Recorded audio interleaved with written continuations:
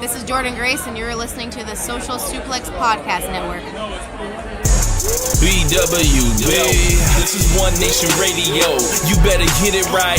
Rich Latta, James Boyd came to give them life. The Blackest Wrestling Podcast has come to kick all ass and drop it 6 feet if they kicking trash. Word, let me welcome y'all to something different. And if you dig it, man, you should let some friends listen. We be getting it in, this on the regular, dude. Ravish and flow, but this shit rude. See, James don't rap, so I had to break it down. The whole network, man, we coming for the crown. Raps in the columns, I keep them both covered. Making the beats too, so the listeners can bump it. Hit us with the rating, yeah, I'm saying it's a 5. Before you hit it, talk, bob your head side to side. It's One Nation Radio, and this is the beginning. It's Rich, and I'm here with James. It's time to listen to One Nation. You got to unleash the power of the pyramid. This is Mike Sempervive from WrestlingObserver.com. Check me out on Wrestling Observer Live every day. And also check out your boys, Rich and James, on One Nation Radio. This is Kenny Omega. We're listening to One Nation Radio. Check it out, guys. These guys know what's up. Big Kenny Omega fans, and that's all that counts to me. Goodbye and good night. Bang. Welcome to the September 9th edition of One Nation Radio. This is your host, Rich, and of course, I'm here with my boy, James. James, what's going on, man? Not too much, just basking in the glory of this first NFL Sunday. Yes, I still watch NFL football. Do I need to go ahead and make a stand and say that I completely support everything that Kaepernick and them are doing? However, I'm still gonna watch the football. Is that okay? Hey, that's okay. Do I have to like they be like, you got to take a stand? No, I'm not. No, I'm taking a stand. Like I'm cool. I'm great with what they're doing. However, I'm still watching this football. So I have not been watching this football. You know me, I'm not really here for it anymore. But I will, follow along with the exploits of sorry quarterbacks on Twitter. And I always got plenty of those jokes. So who's been the sorriest thus far, James? I mean, it could either be Bills. There is only one answer. Well, hold on. It either be Bills quarterback Nathan Peterman, or it could be Bills quarterback Josh Allen. Bro,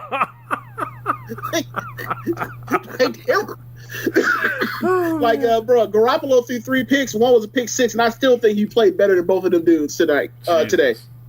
Yeah, but so we got a lot on deck today to talk about. We got our NXT TV reviews. We're talking about the Mae Young Classic. What the hell are they doing, Kevin Owens? WWE dropped a list of the Undertaker's 5 greatest rivals, so we'll go through there. We're talking about the the Mixed Match Challenge 2, which they brought back for some reason. Hint, Facebook cut the check for it. And we got plenty more to get into as well. But make sure you guys are rating us on your platform of choice. We're an independent podcast network. The only way we're going to reach more people is with your help by sharing the show and rating it high. And make sure you check out all the other great shows on the network, including The Outsider's Edge with Rance and Carl, the Ricky and Clive Wrestling Podcast, Keepin It Strong Style, and Grown Men Watch This Shit.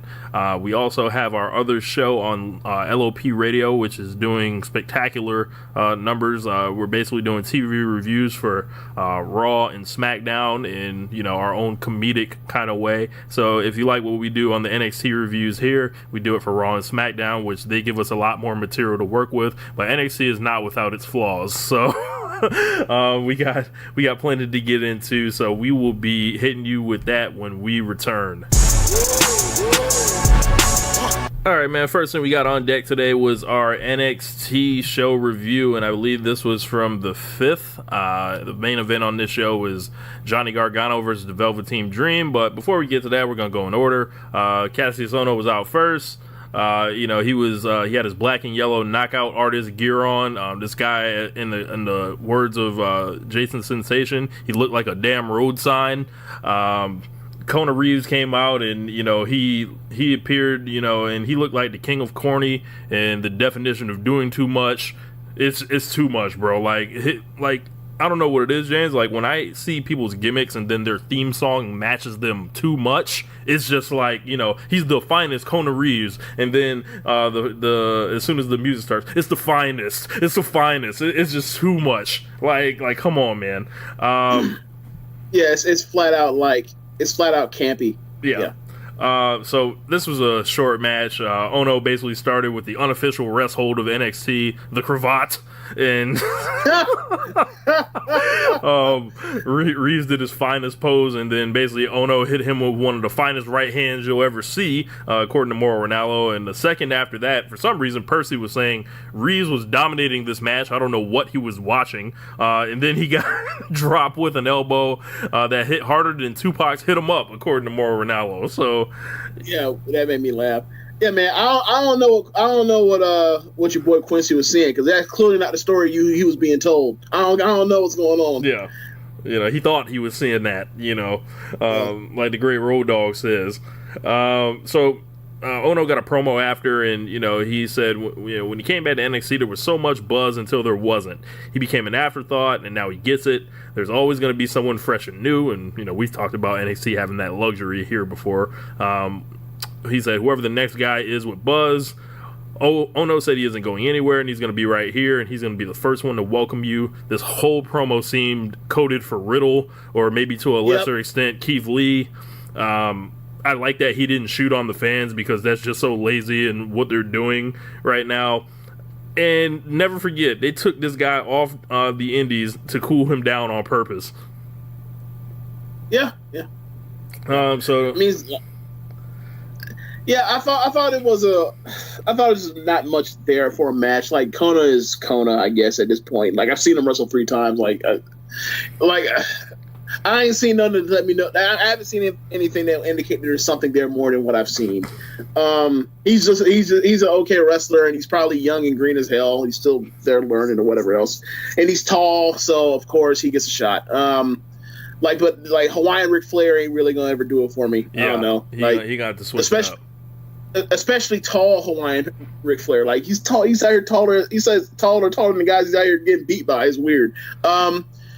Yeah, and also like the fake necklaces. Like, come on, man, yeah, stop bro. this. Yeah. It looked like that man went to a costume store and went crazy. So, yes. That costume jewelry, as they say. So they advertised Johnny Gargano and Velveteen Dream, talking about their build from last week. The Forgotten Sons have graduated from the Largo Loop. They're now here. These guys look like they were ready to fix the hell out of my car. The Street Profits came out, and I wonder how much of the crowd recognized that these guys are cooking dope in their entrance. Because if you looked at it, folks of all ages were in the crowd participating. Well, I think the NBA and people like James Harden have helped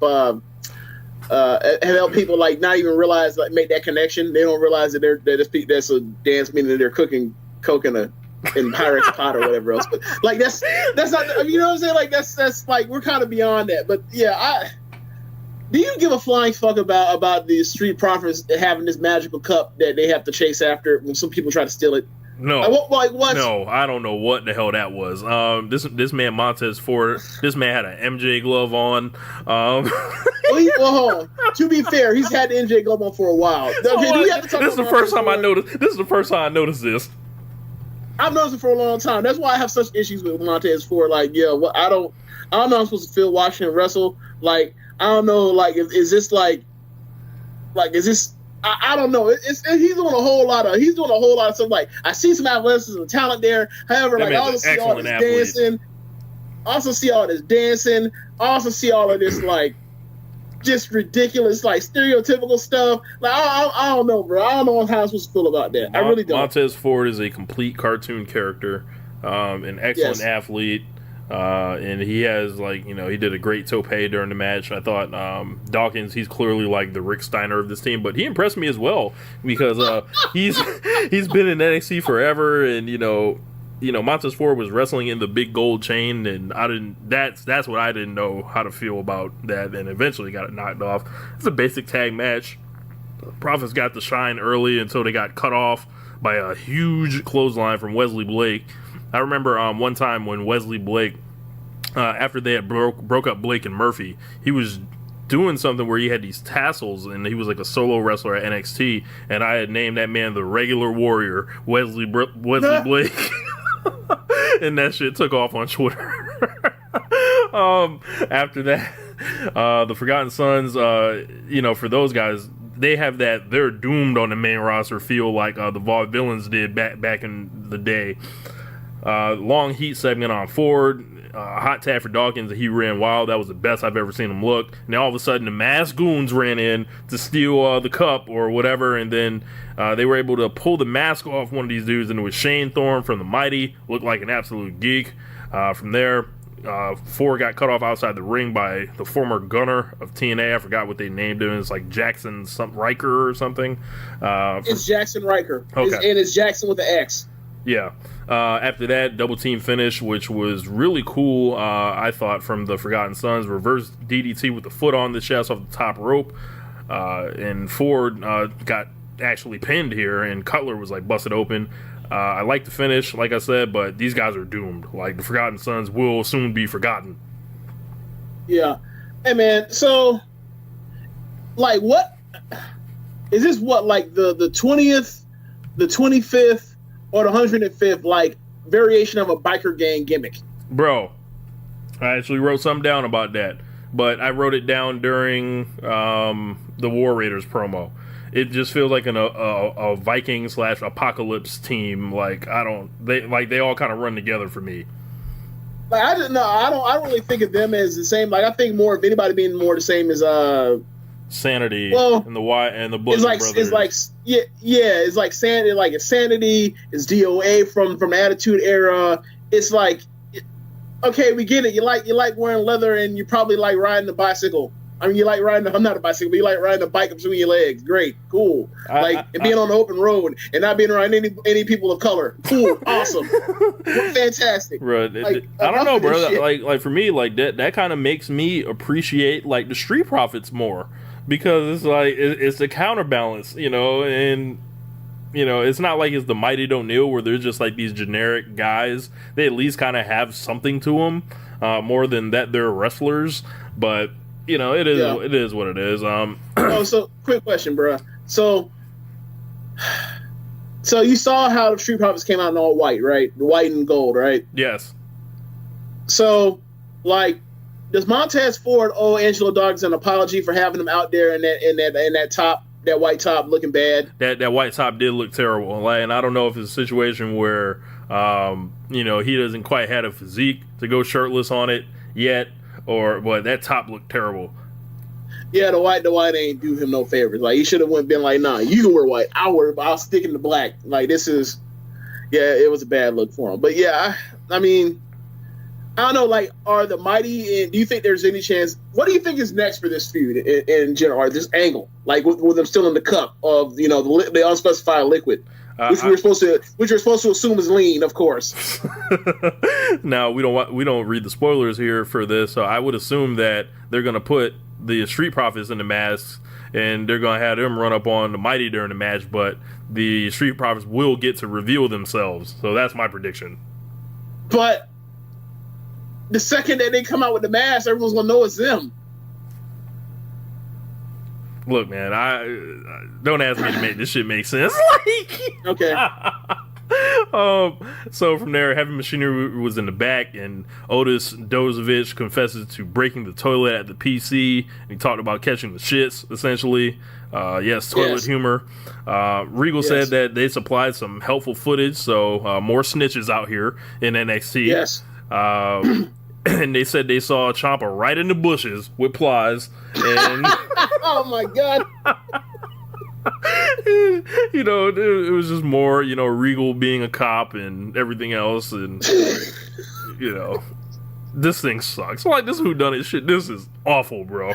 I'm okay with funny. it. It's funny though, but it's awful. Yeah, I'm okay with it giving people some screen time, but like it is just like, how long can they keep this thing going? Like please tell me like somebody's coming with a Cobra by the time we get like through the next, like the very first episode of the next set of tapings, or by the end of this set of tapings that we have, or this batch of tapings. It's like they can't continue this and have just like going into like November. They just can't.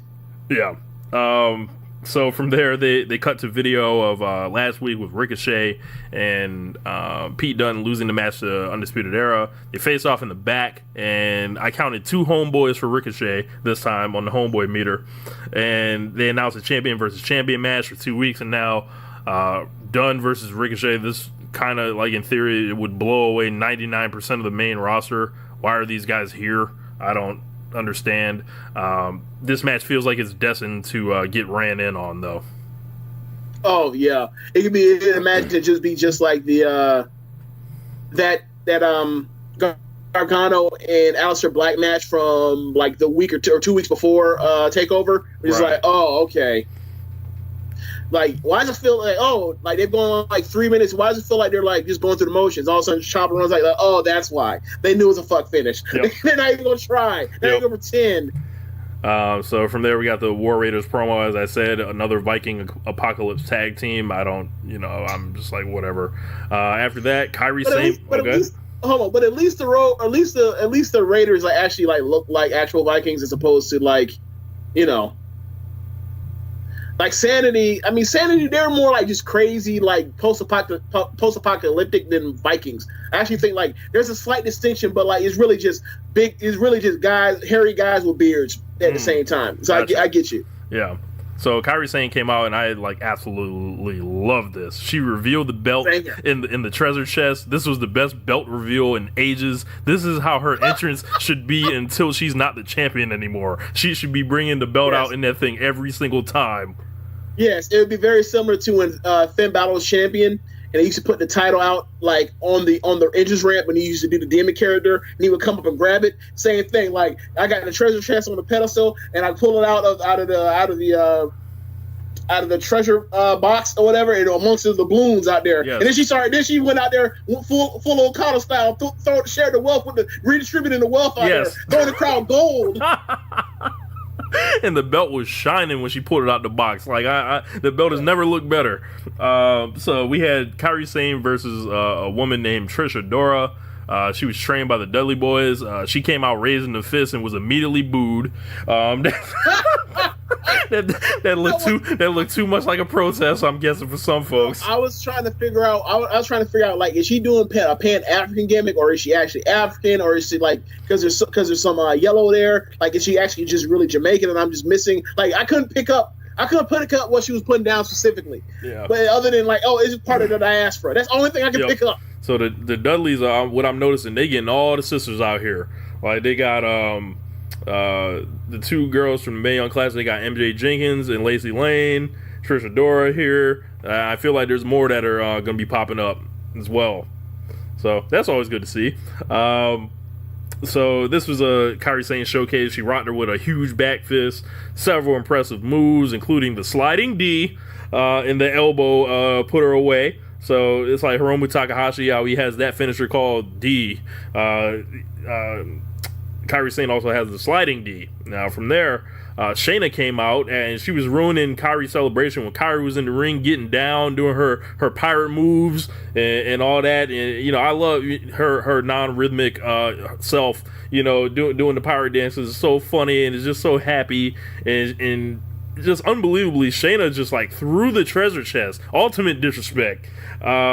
She came out and told her, enjoy your pirate fantasy while you can because a rematch is coming, but I essentially want to fight right now. So Shayna got in the ring and she outstruck Kairi and then took the jacket off like she was about to finish her. All of a sudden, Kairi Sane served her the look, as they say. And you know which one I'm talking about, and went to work whooping that ass. Center packing. Kairi Sane, yes or no? She is one of the best baby faces in this company with barely speaking the language. Absolutely, she was one of the best. She was one of the best baby faces. She was one of the best baby faces by the first like remember when they were releasing the Mae Young Classic, the very first one from last year, and they did 4 episodes apiece. Yeah. By the time we got through like the first 4 episodes, she was already one of the best baby faces in all of the company. Which means she's doomed, right? Yeah, she's doomed. You can fuck up Asuka. If you can fuck up Bayley, you can fuck up Asuka. You will definitely fuck up Kairi Sane because you'd be like, what? She's a pirate. The fuck? she's a yachting enthusiast. What can I do with that? And she doesn't speak English. Yeah, what kind of shit is this? And she's small. Oh my gosh, I can't. Yeah, she's gonna be dead. Like she won't even get like the 6 months that Asuka got to like start off kind of slow and then heat up. Like she's gonna be dead DOA. Damn. Probably. Yeah. So no Bianca Belair this week. Hope she's on next week. I miss Bianca Belair already. Somewhere, so like, you know, Tommaso Ciampa was in the building or somewhere else. Hold on. I want to make note about, you mentioned about the about how Shayna pushed over the pirate chest.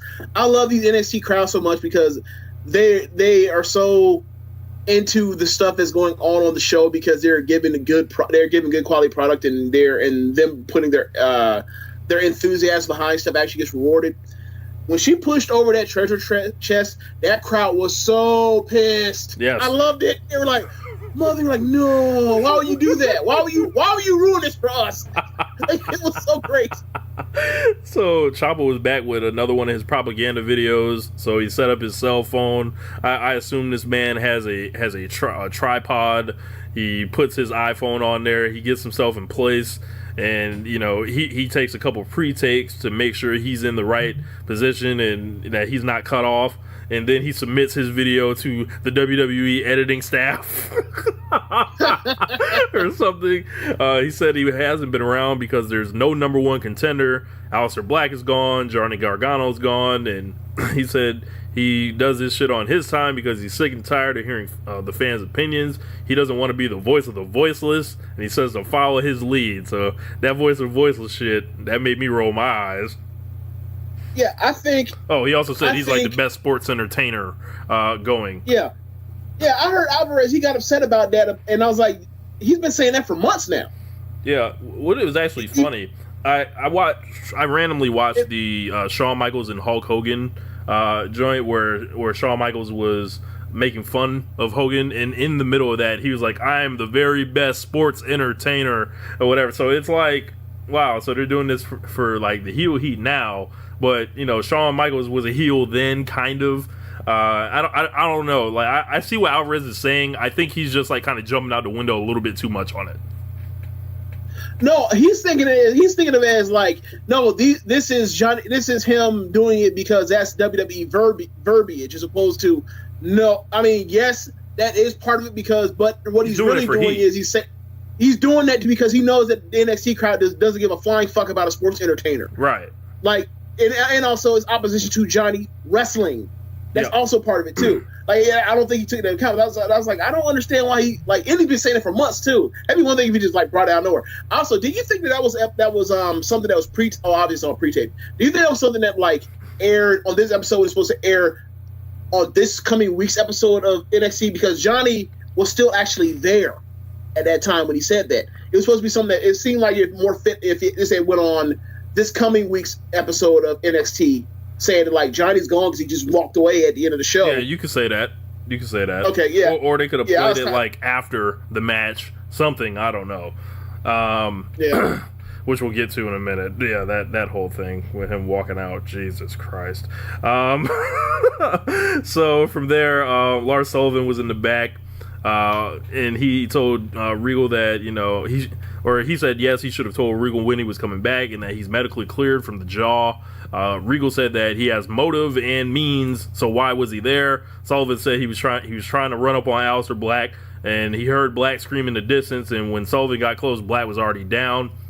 He said that he saw the Undisputed Era driving off, and he basically, you know, saw Regal also out there. He basically also said that if it was him, you would know. So he was basically like, don't be questioning me, essentially. And also, Regal's assistant was there trying to ask him questions, and then Lars shot that man a look, like, who the fuck is you to be asking me questions? And then dude bowed his head in shame after that. Shook off the realness. He said, you know, if he did it, he'd be out longer. Ask EC3 what he got for dry snitching out here, essentially. So is the thing at NXT, everybody just gonna tell on everybody until everybody wants to fight? Pretty much. Like, I mean, I don't know about you, but I almost feel like they know for sure. Like, all this is coming down to is whether or not Gargano did it or whether or not Johnny did it, and they're still trying to determine whether or not they're actually going to go ahead and make him a heel. And if they make him a heel, they're going to have him basically like reform with Gargano, or with Dude, or are they just going to be like, you know, he's gonna be his own hill separate, and he just basically has lost his mind, and like nothing, and he's so detached from everything because he's lost his mind, and he's gonna fight all the good guys because now he's a heel. So I think that's what's tied to it. Like I don't like if it was Undisputed Era. Like, do you think that's actually interesting if it was Undisputed or anybody else besides like Gargano or Dude? Nah, the reason I don't think it's the Undisputed Era because they already had the smoke with Aleister Black before. Like Adam That's Cole true. and Aleister Black ran it back in January, so I don't think that's the case. Like That is true. They might debut somebody or some shit. I don't know. Like this whole thing's like a complete, like, you know, guessing game at this point. So Regal announced Lars and Raul Mendoza like Lars gives a fuck, and Yeah, from he there, gonna whoop ball Ryu ass. oh that's not that guy. Raul Mendoza is the luchador. What? Yeah. So, okay, Guy so you're who thinking so of who is Ball Ryu then? Adrian Jajude. That's right. Okay, so is Raul Mendoza the dude who's out here trying to do that got basically squashed by Catch Ono like 4 weeks ago or 3 weeks ago? I think so. Because he's out here trying to do like that Brazilian joint. No, that's not him. see- That's not him. No, the guy that yeah. The guy Okay. he was the guy Lars destroyed a couple weeks ago when he was supposed to fight EC3, and then he ran up on EC3 for snitching. So the main event was Velveteen Dream versus Johnny Gargano. Hold on. One question about go back to the interrogation thing. Hey man, like, don't you think? Do you remember what your boy Lars was wearing? Yeah, he had like a yellow shirt on and no pants. So yes, yeah. So like, don't you think when you out here getting interrogated about assaulting somebody, don't you think you would throw on something besides your wrestling draws? Don't you think? Don't you? Rules different out here, you know. So look, you think Randy Orton will put pants on? I don't.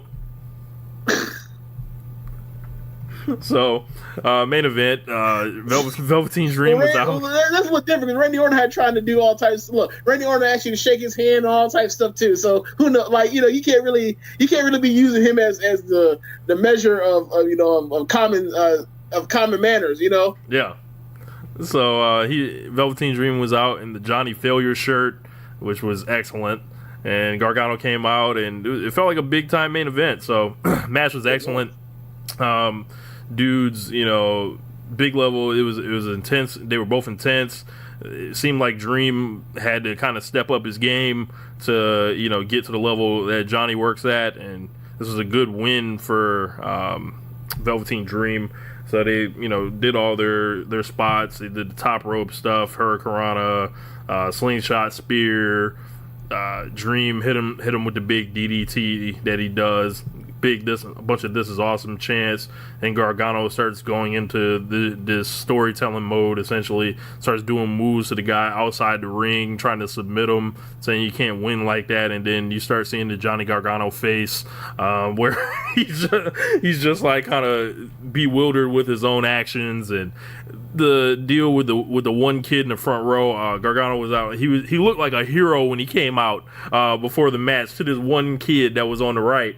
I don't know if that was a plan or what, but I don't know. But it was a whole thing, and then eventually Gargano got caught at the end when, you know, essentially his anger got the best of him again, James, and he lost to the Dream Valley Driver, and Velveteen Dream got to be getting the next title shot, right? You would think so. Like, he's on a win streak right now on big matches. Like, he beat EC3. He just beat the before number one contender. He just beat the top guy the top guy in the entire promotion at that time. Let's see. Before then, I mean, yeah, he's been on a solid run. He's been on a solid little run ever since he lost to Ricochet. So I would say so. Yeah. So after that, this becomes the Johnny Hour with full melodramatic Johnny Gargano intact, and they started the Johnny Failure, Johnny Wrestling Dueling chants, and then they did the long zoom out essentially, and I was like, get the fuck out of here! Like, it was just too much, bro. Like, this is so damn dramatic. What did you think of this? Yeah, I mean, it's dramatic because it's like the third time they've done this. Is he leaving or is he out of here? Like, this is the third time they've done it in like the last year or less than the last year, like the last like 9 months. Yeah, bro. I don't know, bro. I don't know if Johnny he specializes in melodrama or what, but it's becoming way too much, and I think and this is why people were turning on him. But I think this is what they're going for. I think so too, but like they clearly all that was set up and that was perfect storytelling. The problem is this thing has gone over long, and this is a promotion that is not supposed to like sustain for this long. Like they're doing this long form storytelling, but they don't have how do I say this? But there's so much stuff going on, and there's so much of a limited time to do what you need to get accomplished in NXT that they dedicate all this stuff for whether or not, like, whether he is turning to the dark side or not, or turning bad or staying good, or he's losing his mind or whatever else, and his situation with his wife, and then with Dude, like, and then you throw in, you know, this Aleister Black thing. Is like there's always been so much going on with him that is like it's sort of ran its course. That's why I said to you after the last takeover after Brooklyn Ford, like he should probably move on to either 205 or wherever else, because like they're past the peak now, and they passed it because they want. I mean, and they're telling a good story, but they're running the risk of burning out their crowd by telling, you know, more or less the same version of the story 3 different times now. Yeah, and so it's like I think you brought up some earlier about him aligning with Ciampa, which probably is where they should go with it, because if they don't, he kind of just becomes like he starts going down a card essentially, and he's been a babyface. Like you still got Riddle and Lee about to like start coming in, and it's like you kind of got to turn this guy now so he can fight the rest of the dudes, because he's fought everyone else. He's been on NXT forever, and this is like kind of the disadvantage of NXT. Like Gargano's story is kind of told at this point, even though he's never won the title or anything. But it's like NXT turns over so fast. It's like you're kind of a relic. It's like, why are you still here? Exactly. Another thing, I think about this. I talked to you about this after he lost to Brooklyn in that Wile E. Coyote ass way. So, like, there's been 4 Brooklyns. He's been in 3 of them. Yeah, it's time. It's time to move on. It's time.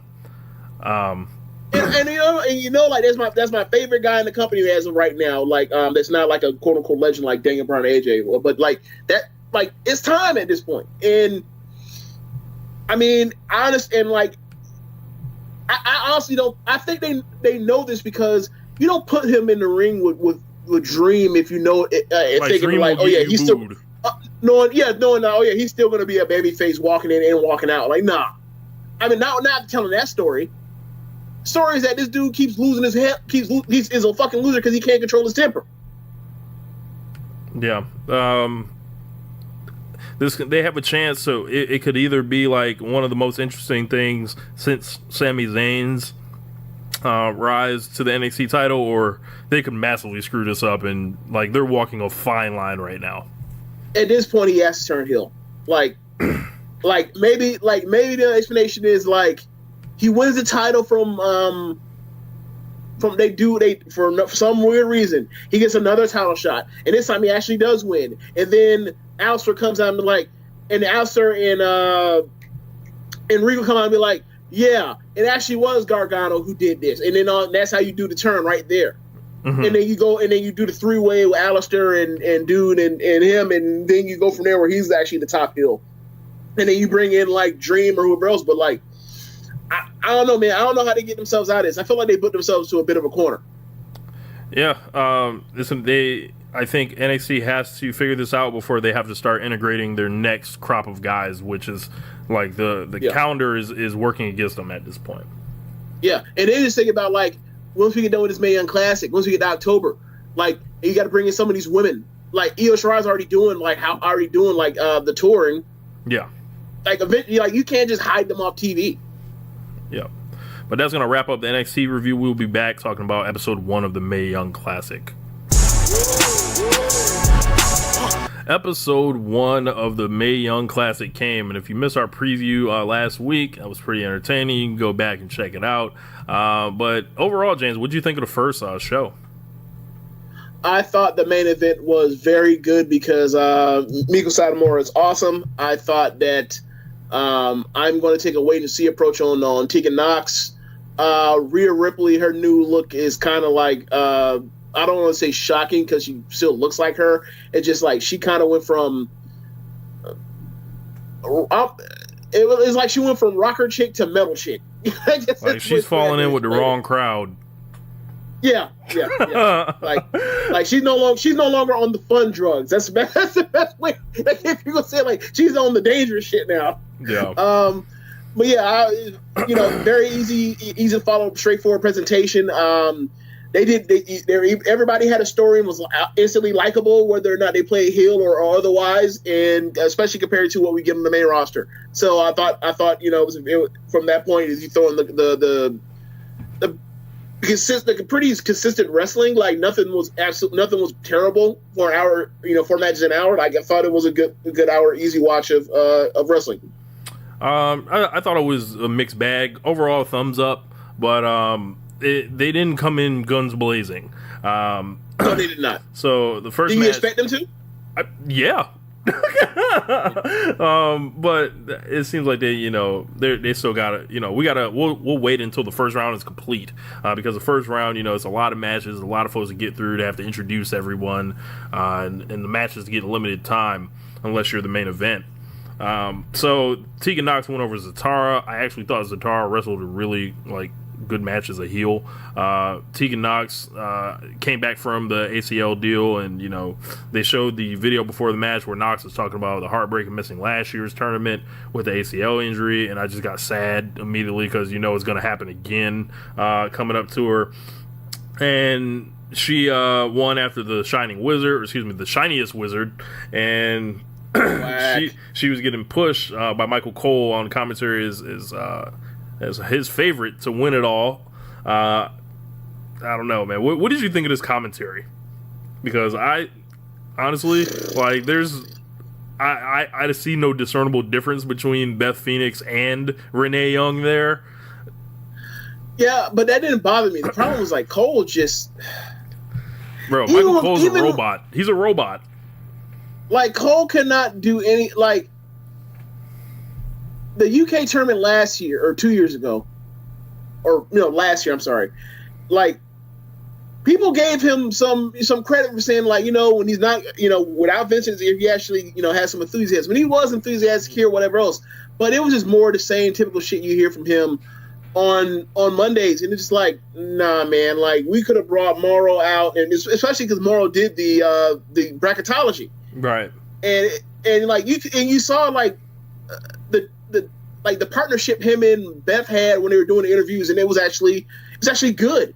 They've been okay, well, they have some chemistry here. Why don't we just do that? Nah, we will bring in Cole to fuck it up to fuck up everything. So, I was not happy with Cole. And I don't think we're ever really going to see what Renee Young can actually do, being the second in command on those, because she's essentially pointless if you already have a lead announcer. If you're not going to make her the lead announcer, she's kind of just there.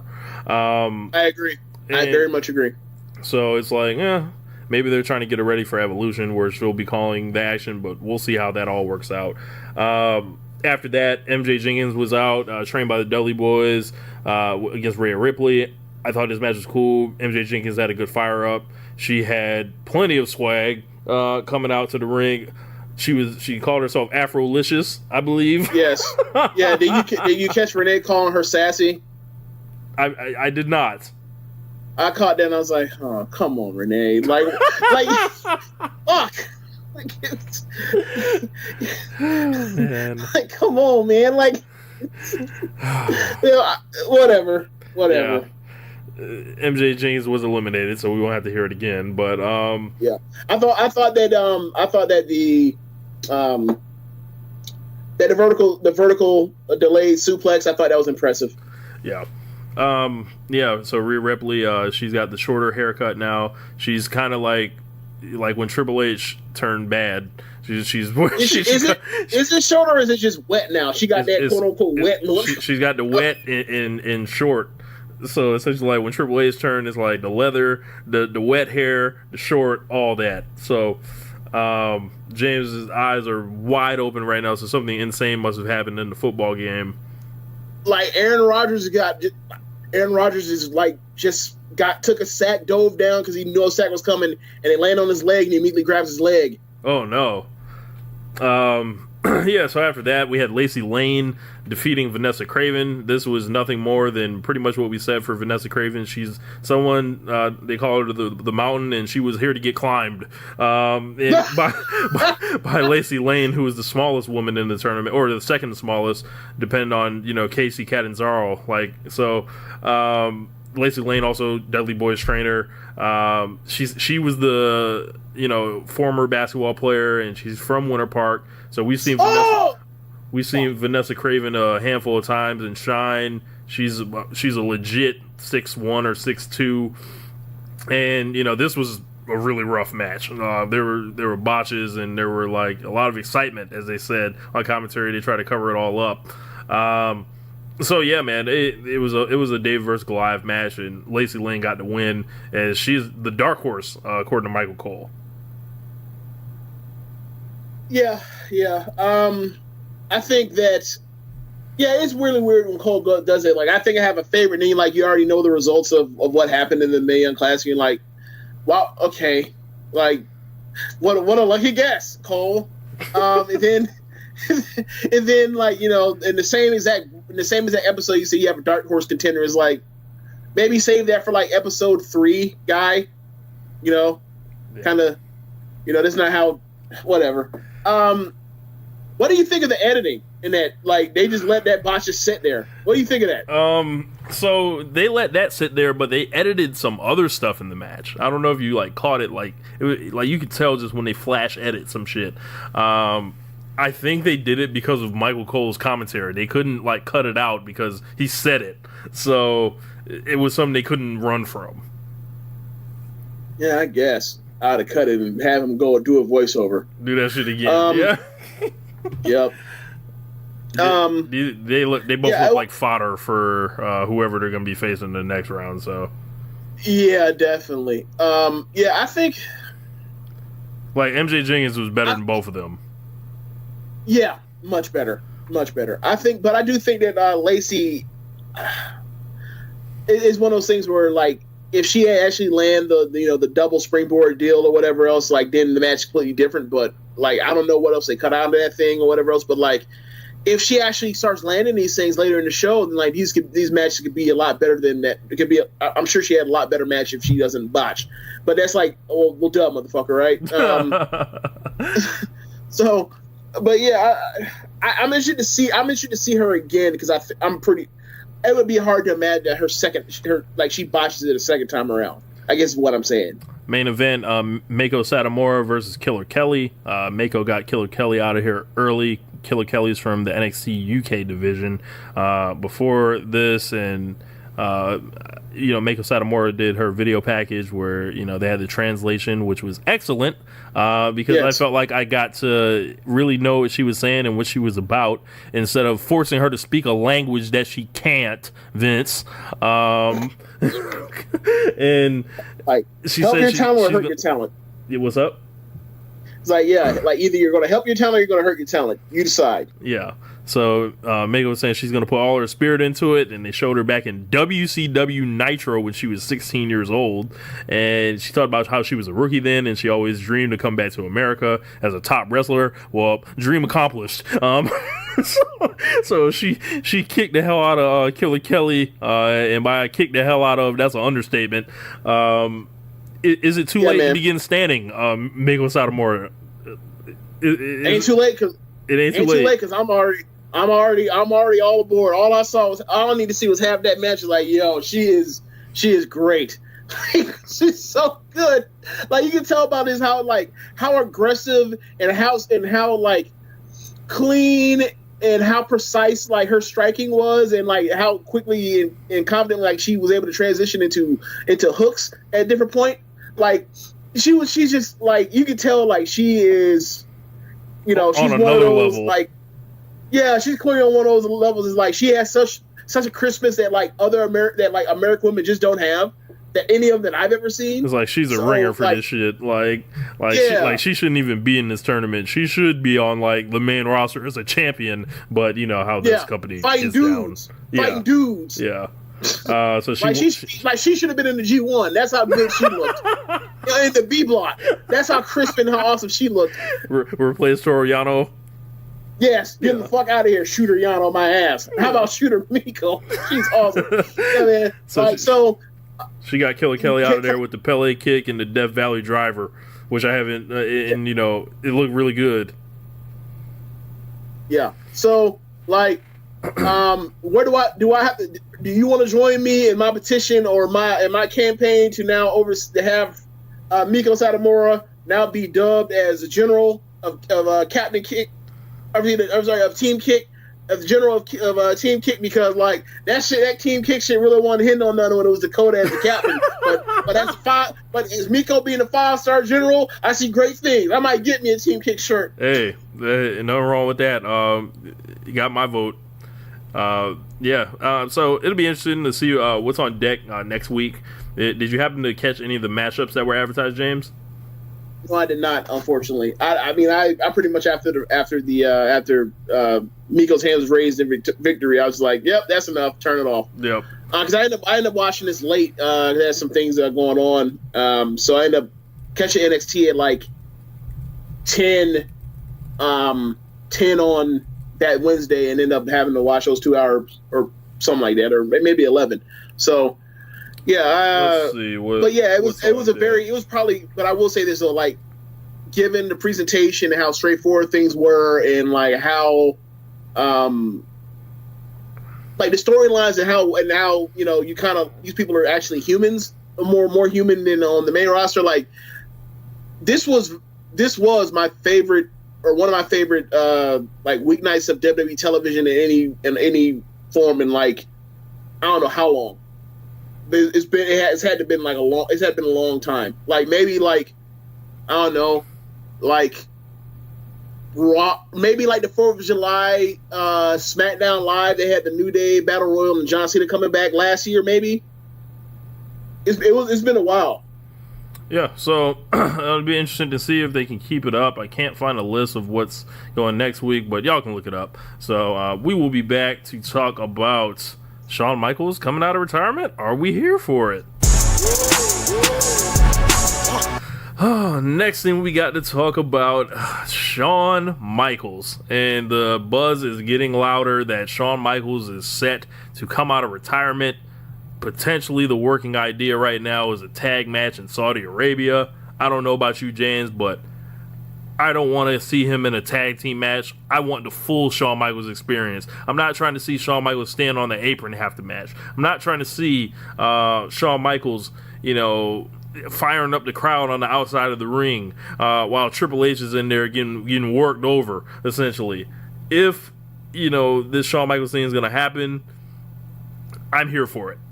And I know he's been retired for all this time, but there's only so many things that make me happy with WWE. and Shawn Michaels coming back would be one of them. And, you know, it kind of flies in the face of, you know, all the part-timers are coming around. But Shawn Michaels kind of is the guy that I feel like is cool to make an exception for. Because if you ain't here for Shawn Michaels, I don't really know what to say about you. I feel like I can't trust you. And are you here for this Shawn Michaels thing? I don't care. One way or the other, I don't care. Like, Shawn is at worst my second favorite. Like, if he stays, I'm fine with that too. But if he shows up, I'm gonna be ready. Like, if Shawn is at worst my second favorite wrestler of all time. So like, if he decides to wrestle, I don't care. But I mean, I don't know if this even though I should even get my hopes up for it, because it might be at a Saudi show, and the Saudi show might even get aired to us. Yeah. So it might be some outside of the mind shit, some shit, you know, like we don't even see it. So what difference does it even make to us if he's wrestling for a big bag out there anyway? But I mean, my main thing when it comes to the part timers, honestly, is are you gonna have a good show and a good program? For example, I don't really mind Triple H coming back and doing the stuff, or Jericho, for example, because they tend to have good promos with good programs with good TV segments or whatever, generally speaking, right? I might not like the direction, like how for example, Triple H completely dominated Seth Rollins in the build up to their match at WrestleMania 33, but ultimately, like, the stuff was still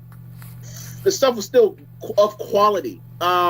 And their match was good. I don't think it's great like a lot of other people do. What's up, Chad? But I thought it was good. But I mean, if you're still going to do good stuff, then I don't care, how old you are, how young you are.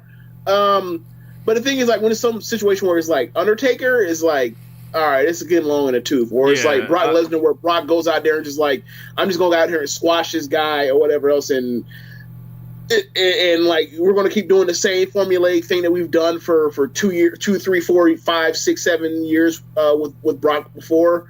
With Heyman is like, okay, I'm kind of over that.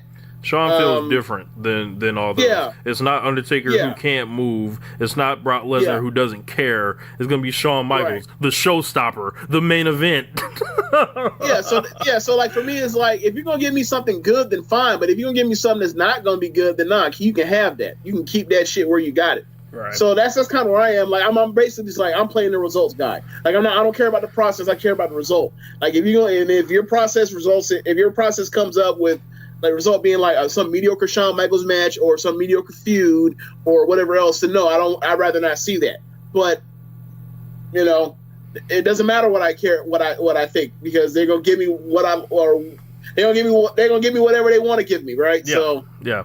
So the only thing I implore Shawn Michaels to go get the money. If it's a case of they want you to go out to Saudi Arabia and they want to hand you $7 million to do it, please take it, Sean. Like, take Vince McMahon's money. Yes, take his fucking money, all of it. You deserve it. Like you helped build this fucker. Like, so. In other news, Daniel Bryan is officially re-signed with WWE, and I don't know, man. I couldn't be sadder about it. Oh my God! It's not a point. It's just like, I'm just disappointed more than like sad, actually. And it's like, just as a fan, like, I don't care about like what Daniel Bryan has to do for his family and all that. Like, that's good for him. But as far as from a fan perspective and knowing what he could have meant outside the world of WWE. And not really being thrilled about how he's been used since he's come back. It feels really different. And I know outside he would have been able to recapture that energy and pretty much go around the world, as we mentioned before on the show, the Daniel Bryan barnstorming tour of the world. Could have showed up in CMLL, could have showed up in New Japan, could have showed up in Ring of Honor, could have been on the MSG show, could have just been everywhere. And I don't know. And supposedly there was a thing where his contract was frozen and he wouldn't have been free at this time anyway, because the deal with the injury that it would have not allowed him to get free until next summer. So maybe it's a situation where he was just like, fuck it, they're building a video game around me, my wife works here, I don't feel like going on the hustle, town to town or however, and doing this whole thing. I've been there, I've done it, and I'll keep getting this big money, essentially. I just hope that, he sets the terms, he got everything he wanted, and I hope he got the bag as well. Yeah, I'm still kind of weird on, like, when I heard about that detail about there's a disagreement on when his contract was actually due, and it's like, what is there a disagreement about? Like, you've clearly froze his contract at a certain date, and then you unfroze after a certain amount of time after that, and that time was when you made that man the GM of SmackDown Live. That was your own doing. Yeah. So, like, I mean, obviously that would have been something that I had to take to court, and that would have took a year anyway. So I get the whole thing is like, why would I even do this when it's going to take me a year to get out of shit anyway? I might as well re-up. But regardless of that, like, I'm okay with him staying. I mean, obviously, whatever he does, what he wants to do, like, but.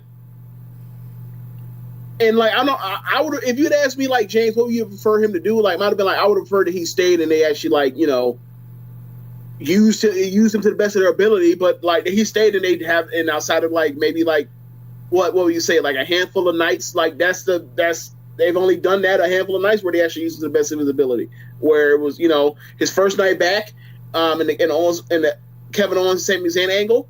Like the match with Rusev, a couple of nights with Andrade, AJ match, like that's pretty much, and also the Miz match, and that's pretty much it. Yeah, it feels like they're just like biding their time, spinning their tires, and the addition of Brie Bella and Maurice for me is like killed everything about this feud. Like the enthusiasm I have for it is just like out the window. I don't care like about Brie Bella and Maurice at all. You know what I really like. I mean, this is a dumb motherfucker type of moment, but is it me or does it feel like more and more every single year they give more and more they more and more creative like give into the fact that like this entire business is secular as far as their viewership, and like they don't. It's almost like, okay, it's football season. We don't try. And like, granted, we've been saying this since like 2012, right? Yeah. About like in terms of football season, they just don't like they might give you one hot angle, then they'll fuck it all up, and then just like hold on for dear life until the beginning of the next year. But like it seems like more and more every single year is like it's that as far as what they want to do storytelling wise, not necessarily like the cars, but storytelling wise, they just get less and less of an emphasis on like trying to tell a creative story or a compelling story. It's weird. I don't know why, but like it just feels that way. And with the Daniel Bryan thing is like, okay, so like if your plan is we're gonna have something big for you at WrestleMania, then do basically jack shit with you, and then it's time for SummerSlam we give you, the Miz. It's like, all right, well then, like, what happens at Survivor Series? What happens at Royal Rumble? What happens at WrestleMania? Like, is it gonna be a situation where like he's gonna be mismanaged like all the time in his whole like, or most, pretty much mismanaged like during these B pay-per-views, and then when it's time for a pay-per-view, like they dust him off and try to make him a star again because they decide to pull their hair from out their asses during that time of the year. Like, it's weird. Yeah, and it's like he's been built around on SmackDown almost above the championship, but it's not even really it's not a position where he can shine, essentially. So it's just like he's kind of up there. It's like AJ's the champion, then there's whatever Daniel Bryan's doing. Pick your week on whatever is above, but it's been Daniel Bryan most of the time. It's just it hasn't quite clicked for whatever reason. But at least got the bag. At least he knows where his future is. But I'm just disappointed I didn't get to see him wrestle all over the globe. I would have loved to see him, like I mentioned, in CMLL or in New Japan. I could have definitely went for that Bryan and Omega match, the Bryan and Okada match, Tanahashi, everything. And also another thing to notice is like since SummerSlam, right? So like since SummerSlam, we now have 3 very good to great like Bryan matches in a 4-week span or whatever else you want to call it. So like, it ain't exactly like I don't want to make it out to be like I'm just like it's been all bad with Daniel Bryan because he's on a roll right now. But I don't know. Like I don't know if it just feels like they're picking their spots with him as opposed to like actually going all the way with him.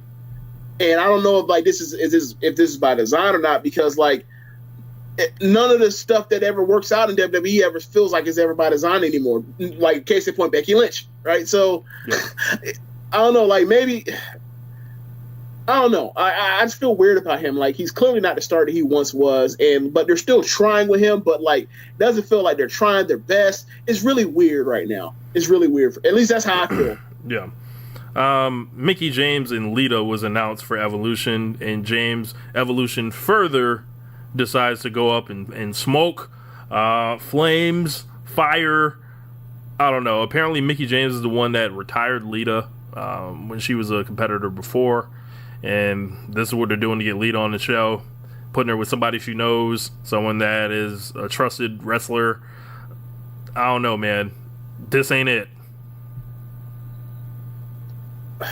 Man, like, okay, so Mickie, I don't know, man. Like, they have yo-yoed her so much in like the year or almost 2 years that she's been back that is almost kind of like this is like whatever this is with her and Lita. Like this is clearly going to be like what a mid card. This is clearly going to be considered a mid card match, right? Shit, who knows? Like you can see, like you don't like. I don't think it's no bigger than number 3. That's my point. Like this is not a top of the card feud. Like this is clearly like a mid card, middle of the card type of deal. Like this is gonna be something like in the first 90 minutes of the show. I mean, we'll see what they do.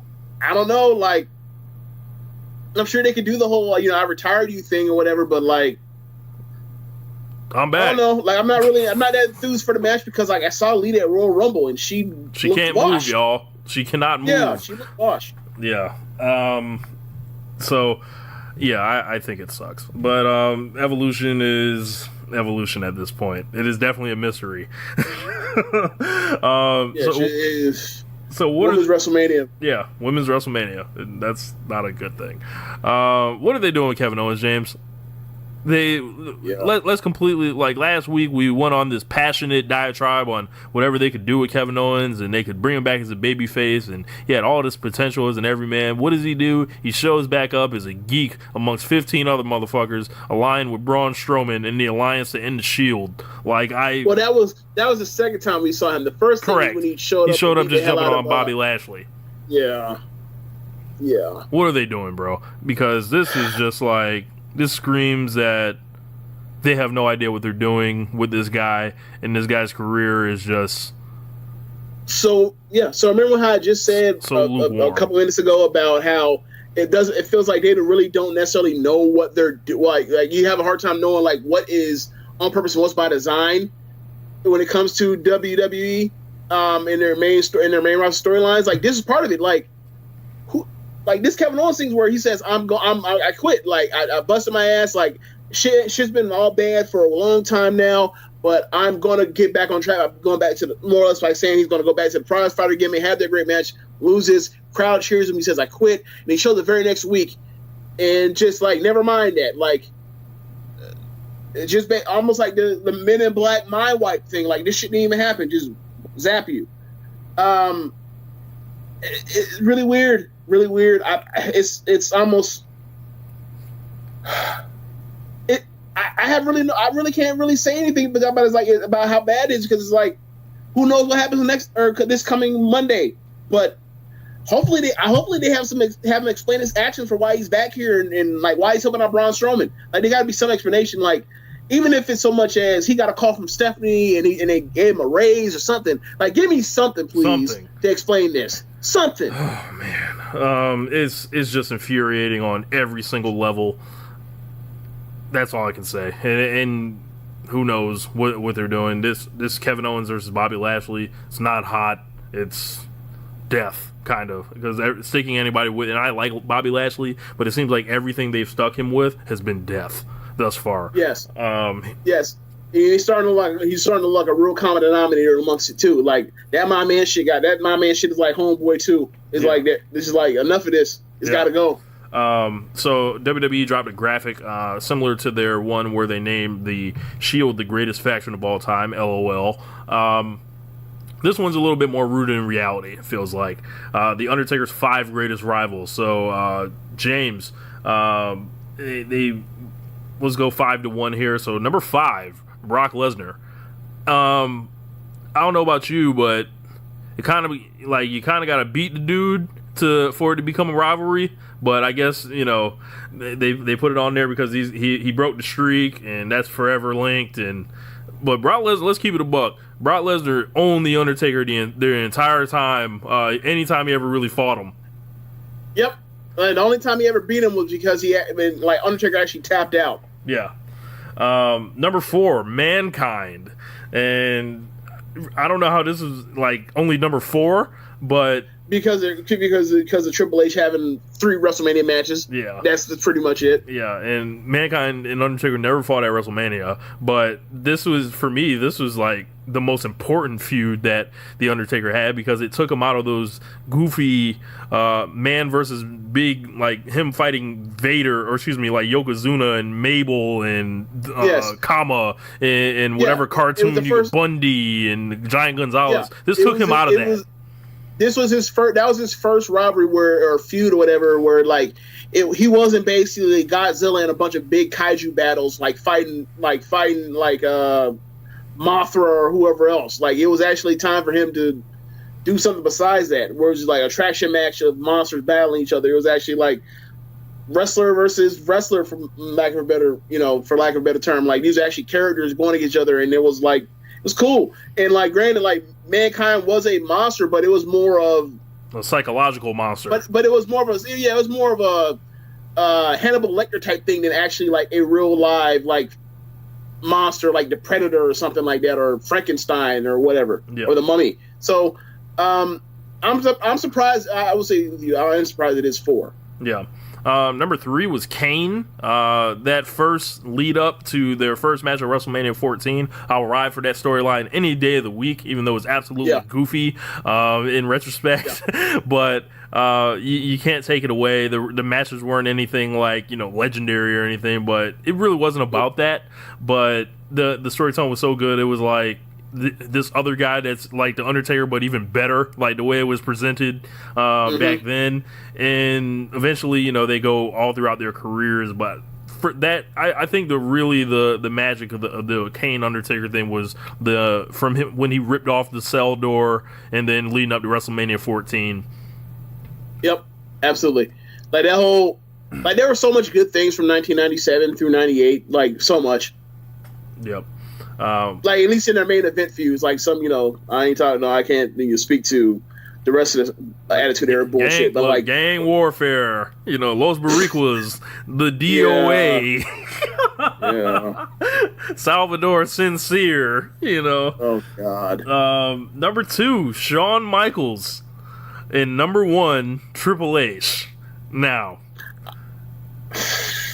how do you? All right, now we did the stat last week. He faced Shawn Michaels 5 times on pay-per-view. He faced Triple H 8. He's facing Triple H again. I don't know, man. Undertaker and Triple H always seem like the other feud in comparison to Shawn Michaels versus The Undertaker. And like, for me, it's wrong because. And also, when have we put Triple H above Shawn Michaels in anything? well, that's kind of like my point I was getting at. Like, the basis for, like the part of this feud that made that got Triple H and versus Undertaker to this level is based off the fact that Undertaker retired Shawn. Right. So, like, that's the genesis of the whole thing. Is like, I'm going to get vengeance for my friend, and I'm also going to prove, and also for my own ego, I'm going to prove that once for all that I am better than Shawn. Like, so you still have to look towards the Shawn thing as like that's number 1, and also like they've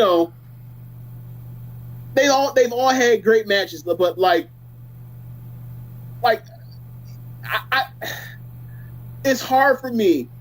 It's really hard for me to think of this Undertaker thing being better than Shawn. It isn't, but like even from WWE's perspective, I don't see what would make them even do this other than the fact that they know they have a show coming up. I think that's it. In Australia, they're trying to sell the match. Yep. Okay. And this is, it's a propaganda thing, but everybody, y'all know what it is that listen to this show, and it's not often we really get to like go down memory lane because we're covering so much in the moment. But if you look at everything, quick question. Yeah. If there's any Undertaker like rivalry that you would want to put in front of any of the other 5 that was named? Maybe you can make an argument for the Undertaker and Randy Orton. Maybe. Because I was thinking Undertaker, Batista, Edge. I was thinking Edge, Batista, or Randy Orton should be probably above the Brock thing. Yeah. Because some of the Brock matches sucked. Like, most of them suck. Like, or excuse me, you can draw a line and put like the 2 good ones, like both Hell in a Cell matches. You can put those over there, and you can also put the SummerSlam match over there. Everything else you can throw away. I feel like throw the street match away, throw the biker chain match away. The WrestleMania 30 match where they broke the streak. Yeah. They went out there and concussed that man like the first 5 minutes of the match. Yeah, about that. They, I know him and Angle had a short-term feud. It didn't really get to that level though. But that one match I saw them have was awesome. I'm thinking maybe Batista because I liked everything they did. I can see that. But I do like giving like the Hell in a Cell giving that Hell in a Cell match and that WrestleMania match. Like I could definitely see an Edge because like those 2 matches were awesome. Yeah. Yeah, man. So yeah, we will be back to talk about the Mixed Match Challenge, and we're going to run through those teams and pick who we think's going to win. Last thing we got to cover this week is the announcement of the Mixed Match Challenge Season 2. So if you guys are familiar or unfamiliar, they did this earlier in the year leading up to WrestleMania from January. I actually covered it on my YouTube channel every single week, and it, you know, there was mixed results. There were some good matches, some fun moments, but I feel like we have been so beat down with mixed tag team matches this year. I am just so tired of it. Not only are they running the Evolution pay-per-view, Hell in a Cell, and the Australia show, but they have this too. It's way too much. And the Mae Young Classic. This is and 205 Live in NXT. Awful timing for this. And the only reason we're getting this is because Facebook is dropping off the bag. I believe last time they made in excess of $1 million for just these episodes that they do, and it is under almost no additional cost. So it's like yeah, we'll take a check, but they're changing the format a little bit this time around. So instead of just a straight tournament, it's going to be like a round robin G1 style essentially, and they're broken off into the Raw teams and SmackDown teams. So returning from last season is Team Little Big, Braun Strowman, and Alexa Bliss. Now, this team is, you know, they were one of the favorites last time of the crowd. Everyone thought they would win. They had, like, the chemistry going on where it looks like they were flirting and landing on top of each other in all types of provocative ways. It was a moment in time that I don't feel like is easily duplicatable now. Yeah, man, whatever. Like they're both over. The crowd liked them, and they liked the teasing of, you know, them being opposed to each other. If I remember correctly, this at a time when Braun was still a heel, or was he a face at that point? He was a face at that point.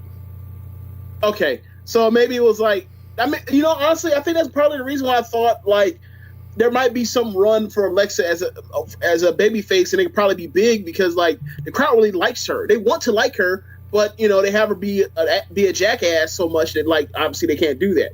The whole entire crowd anyway. So I mean, I'm not really interested to see their matches, but like I think if they were actually like a pairing on the main roster, I think that would be a lot more fun and useful and creative for both of them at times. So we've got also Bobby Lashley and Sasha Banks, who are paired together for no other reason than I can assume other than that they're black. You know, last time Sasha was with Finn Balor. This time that went to Bayley, so I think Sasha might be upset about that because we were this close to getting. And they dropped merch for all these people and all these teams, so we were this close to like the Boss Club shirt. Instead, we got Bobby and the Boss. So I don't, you know. Maybe some of Sasha Banks' like style and grace and swagger can rub off on Bobby Lashley by osmosis. Yeah, best of luck with that one. Yeah, Jinder Mahal and Alicia Fox are a team. What do those two have in common? No idea. So I think Jinder Mahal is going to be trying to get Alicia Fox to settle down and breathe and do the Shanti, if I'm not mistaken. You know what? That could work, and then like she tries and she keeps failing over and over and over, and she snaps. Like that could actually be like that could be funny. Yeah, that could work. And then we got Kevin Owens and Natalya, Team Canada. So those are our Raw teams, and then SmackDown we've got the returning champions of season 1, The Miz and Asuka. I don't know how this is going to go down with Maurice because Maurice wasn't around last time they was doing this because she was with the child. And now that Maurice is back around, hopefully she don't ruin this thing. And you now on this time, they'll beat Asuka. So it ain't no guarantees this time. Yeah, what I will say is this. Like, I don't think that even in storyline that Maurice will try to sabotage Asuka because Asuka can, you know, give her that work. But yeah, like they're definitely not winning this one. Yeah, that boat is passed. Like the abominable Asuka, like those days are over. She's out here losing to Carmella. Yeah, Jimmy Uso and Naomi, who were the hit, not a surprise hit. Everybody knows Jimmy Uso and Naomi are like, you know, that dude and that lady, essentially, especially together. Rusev and Lana are back. R-Truth and Carmella are here, so paying off all the shenanigans there, and I imagine we're going to get more shenanigans here as they've turned Carmella babyface without ever really turning her. Yeah. So we'll see how that works. And last, WWE Champion AJ Styles with the SmackDown Women's Champion Charlotte Flair. Boy. James, they're playing right into the rumors, into the internet gossip, into the muck, the riffraff, with AJ and Charlotte. So they put out a video of them with the vests on. I didn't want to see none of that. I want to see AJ Styles in the robe that he was wearing in TNA to come out there with Charlotte to reenact it, and I need Rick to manage him. I mean, yeah, that's cool. I like how you are. I like how you said how the rumors and speculation and gossip amongst the internet. Meanwhile, you are part of that rumors and speculation. And you really ain't shit. You're just terrible human being, Richalata. You are terrible. I feel like I could do like a Twitter moment, right, with all the times we done caught them flicking up together, like, and be like, and on this time and this day, and we can put it together and see what's really going on in these streets out here with AJ Styles and Charlotte. Wendy Styles better be watching out for that, for Charlotte. That's the real threat, not Samoa Joe. Oh my god! But yeah, those are your teams for the Mixed Match Challenge Season 2. Any predictions, James?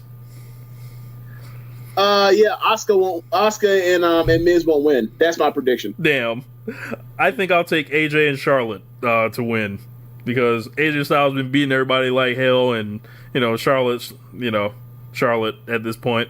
So Charlotte. Oh my god. Hopefully we get a Sasha Banks and Charlotte interaction. The last time we were going to get that was in the Mixed Match Challenge last year, but one of them came down with an injury that forced them to miss the match, and I believe it was Charlotte that came down with the injury. So Becky stepped in for her, and then she got to face off with Sasha. So anytime I can get Sasha Banks and Charlotte back together, I want it, I need it, I must have it, because everything else has just been dire since the end of 2016 in the women's division. Yeah, pretty much. Like we got like a handful of matches. Yeah. Maybe even they got like a handful of matches. That's about it. Yeah, man, but that's going to wrap up the show this week. Thank you guys for tuning in to another episode of One Nation Radio. Make sure you guys keep supporting us over on the Lords of Pain Radio Network, where we're doing our Raw and SmackDown reviews. That show is doing really well, so thank you guys that have crossed over and listened.